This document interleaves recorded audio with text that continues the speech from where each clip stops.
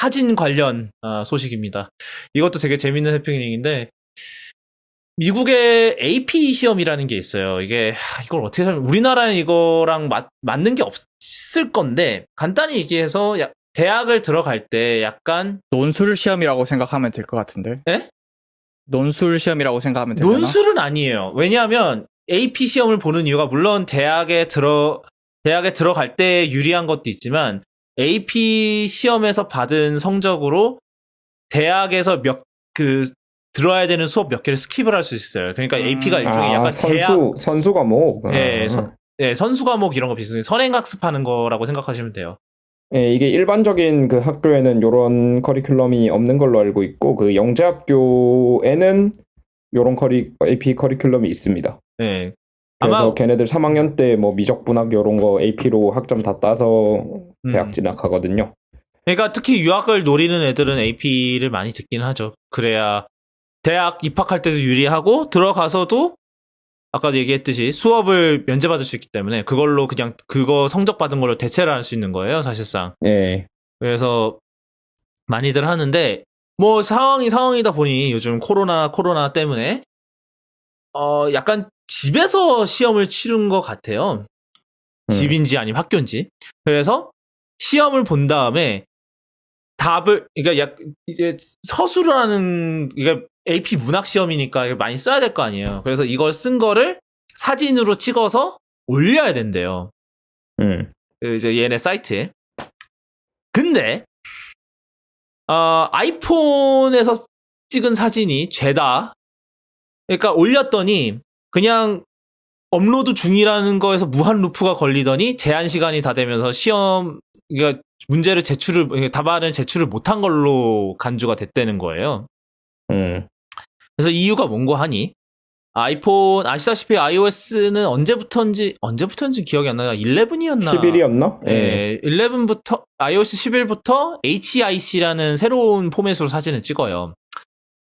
이게 뭐냐면. 사진을 정확히 말하면 저장 포맷이 HIC로 바뀌었는데, 그래서 그게 High Efficiency 이미지 코덱? 뭐 그게 맞는 것 같아요. 네, 하여튼 그래서 JPEG보다 더 높은 압축률에 더 좋은 압축률과 함께 다른 여러 정보를 포함할 수 있는 그런 포맷이에요. 그래서 예를 들어 C는 컨테이너라고 합니다. 맞다. 왜냐하면 이게 컨테이너라고 하는 이유가 그 안에 다른 파일들도 저장을 할 수 있거든요. 예를 들어서 라이브 포토 같은 경우도 포토처럼. 네, 비디오 컨테이너가 그 안에 들어가요. 그 HIC 안에.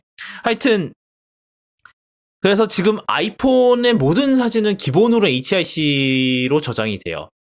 근데 이 AP 시험, 이 업로더를 만드신 분들이 그거를 생각을 못하고 JPEG랑 PNG만 지원을 한 거예요.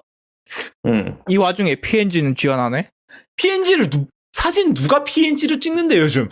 그러니까 뭐 그냥 이런 거 업로더를 이런 상용 라이브러리를 갖다 써서 그런 게 아닐까 싶기는 한데, 하여튼 사실 이게 굳이 아이폰만 아니고 최근 안드로이드 폰들도 많이 HIC로 찍잖아요. 뭐 몇몇 안드로이드 폰은 HIC로 찍는다고 하는데 이거를 전혀 생각을 못한 거죠. 그러면서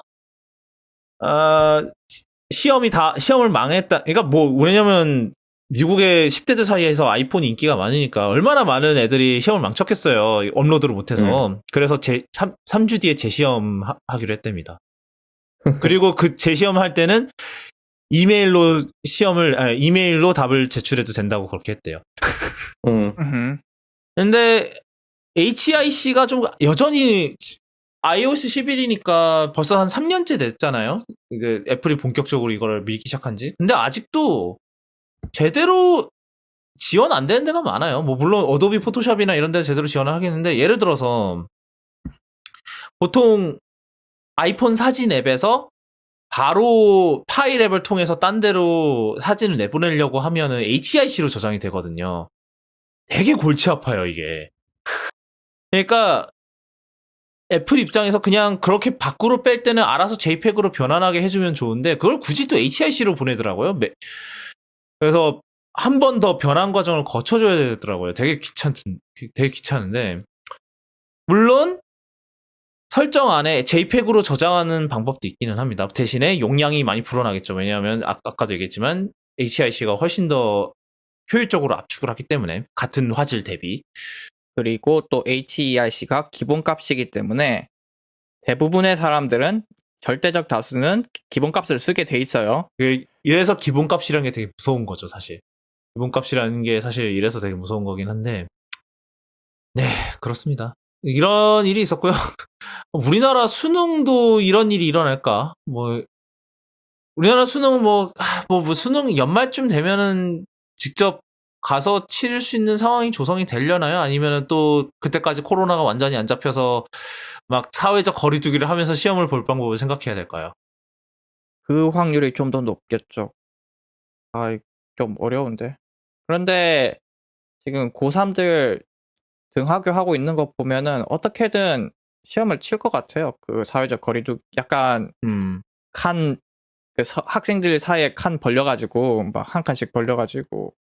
근데 어차피 이전에도 그 수능은 한 줄씩 비워가면서 쳤기 때문에 그렇죠. 그긴 했죠. 왜냐면 부정행위 방지 때문에.